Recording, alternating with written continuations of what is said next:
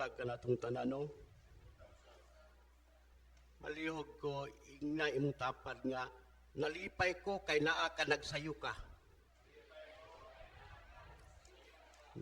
Mo gina, salin sa to na isip mga ministers, no, nangalagad sa Ginoo nga, usay, bisihon ta, kuri-kurion, naganta ko kurion ito sa panimalay, mura malipat sa oras, usay sa oras ba, mo na nga, mali tagamay ba, wala exempted na, kitang tanan, ikuan nga po, salin na ano. Mga igsoon, nadungog na to ang atong ibanghilyo karong adlaw, no? Nagtudlo ka na to og importante kaayo nga leksyon, bahin sa pag-ampo.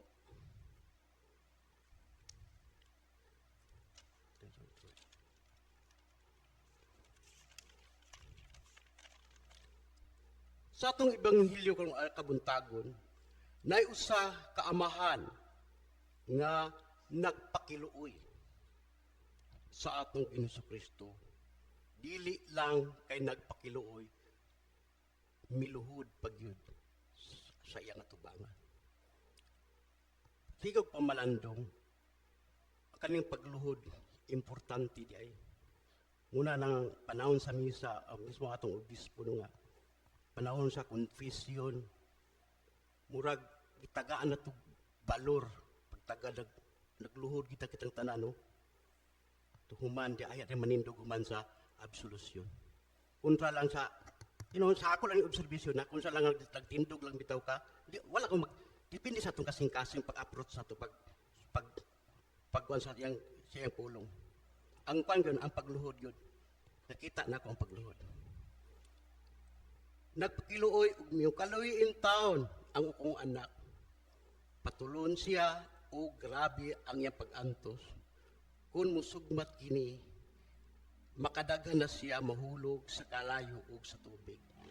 Iulagway pagyud nga, grabe ang yawa kung muatake na gyud sa tao. Sa unang panahon, ang mga disipulo, ilang matinuan sa Diyos, wala niya makayo. Pagkaroon, sikog pamandong, pagkaroon wala niya problema. Kung na yung mga tao nga, kanang gipangyawa, ano problema? Tawagan lang si Juan.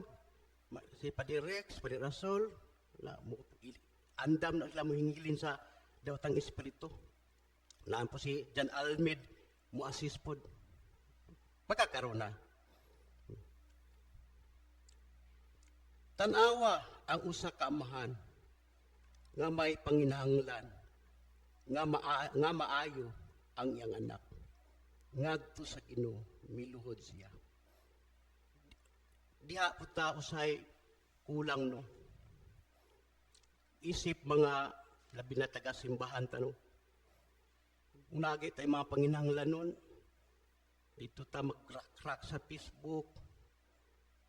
Dito ta mag-yaw-yaw dito. Pasangilan nato ang yawa, atong isika tao. Kana atong iyaw-yaw, atong itsat sa Facebook.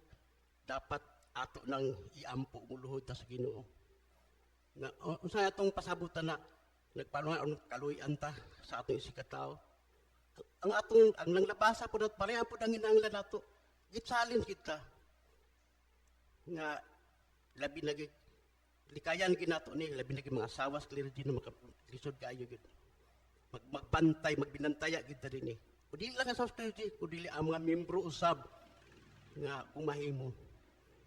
Namatay panginanglan nun sa matag adlaw, musugutag sa dili. Pamilyado ta.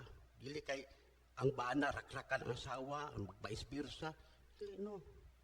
Gaganan ang yawa na bira ginawa naman nung duminato gidaot ni imong asawa sa diya sa kaminyon ang duha gimuusa apel yapon nadaot imong kagulingon kay sa mata sa Ginoo dili naman mo duha usa naman mo bantayan na nato na isip mga Kristiyanon.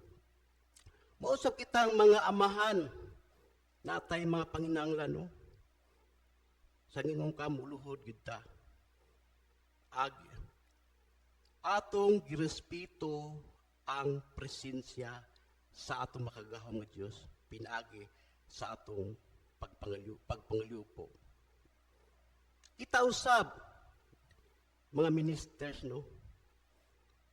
Gitsalin sa nini kabuntagon, dili lang ang mga amahan. Una atay mga panginahanglan no. Atong tunaan ang atong kagalingon.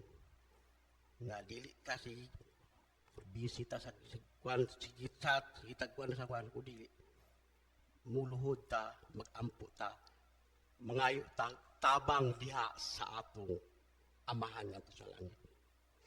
Diha ang Dios mamuhat sa atong tagsa-tagsa nga kinabuhi mga igsoon. Unsay mensahe niining kabuntagon kanatong tanan base sa atong ebanghelyo karon? Isip mga lagad sa Ginoo kitang tanan diha matag-adlaw nga ang yawa kanunay musulay kanato aron dili kita makapadayon sa pagpamuhat diha sa Ginoo. Mo gid na. Itsalin kita no. Nganong sige man nga nganong kalayo og tubig. Ang kalayo sunugon gyud ka. Kung ang kalayo, sunugon gyud ka ng kalayo, bisihon gyud ka, sama sa kalayo, bisihon ka, antod, napakakaron, say nag-serve pa ka, antod, pipila ka adla, nawala, hinanapa, talagsa na lang hatod, mawala gyud ka kay, sige mayawa, ay, nagsimba, ay, nagsimba. Tubig, kuwan po ng tubig nga, lumsang gyud ka. Sa imong kabisi, lumsang ka to, di na kamplay, nawala na din ka. Muna nga, kalayo og tubig ang ikuan sa Ginoo nga. Kita na magbantay ta. Dili ta eksinti dani. Labi na ka nato mga minyo na, no? Bantay kita. Sagingon ba sa itong obispo, ang kinahanglan na ginato, ang time management rin. Time management ginato. Ito duan man ta, 6:30, nanata. Ito lang ta. Kung anong tas party bito, invite yung tas party sa may galaw makaila. Sayo pa kay ta. Kaon man. Pero routine naman ko dato ni ang kuaning atong pagkuan. Ring 6:30. Kanang alas 6 sa dilimasi sa mga clergy o kaning 7:30 mga dili na ko ana, murag naana data pero tungod lagi sa ko nga ngiyawa ngayon panghugas sa diha labi na hugas sa diha plato panghugas hinduy sa na iya kamagto nawala na ang put God first seek first the kingdom and His righteousness and all these things shall be added unto you. Sa katapusan nginaon ko nining kabuntagon atong pangayoon sa gingon pa sa atong kanta natong offering tong santino nga in Christ alone siya ang atong strength o paglaom. Musugot ka dili. Muna tong kinahanglan nga pangayoon diha sa matag adlaw sa Ginoo ang iyang kalig-on ug ang paglaom. Muna tong kinahanglan nga atong pangayo diha sa matag adlaw pinagid sa atong paglawig para kita makapadayon sa atong mga bulahaton nga gisalig sa atong magagahom nga Dios. Amin mo ta. Palihog manindog.